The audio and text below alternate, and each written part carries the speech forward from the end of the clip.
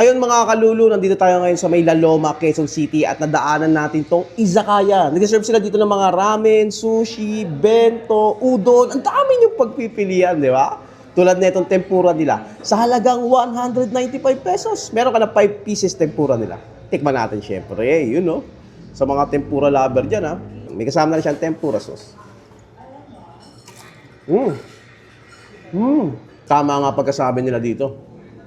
Mukhang mamahalin, pero pag nandito ka na sa loob, ang mumura ng mga ano dito, yung mga menu nila sobra. Kung nabibitin ka naman sa maliit, meron din sila malaki dito. Ito, pinagmamalaki nila. Kaya nga malaki, no? Pinagmamalaki.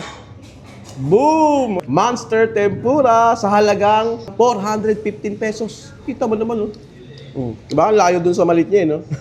Tingnan na natin. Wow. Hindi tinipid. Sinobra talaga. Kung mahilig ka sa tempura, isa to sa mga dapat mong try dito. Panalo. Mura na, masarap pa. At ngayon lang ako nakakita ng lechon ramen sa halagang 270 pesos. Kita mo naman, no? First time parang pinagalo mo yung Pilipino tsaka yung Japanese style. Ayun, no? Kita mo naman may balat pa yun. Tikman natin yan, siyempre.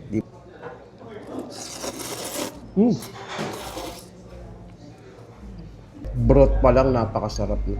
Balat na lechon.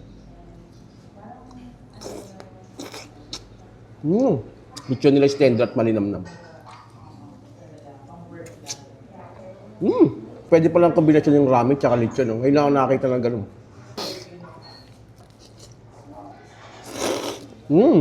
Yung broth ng ramen tsaka combination ng lechon niya kakaiba.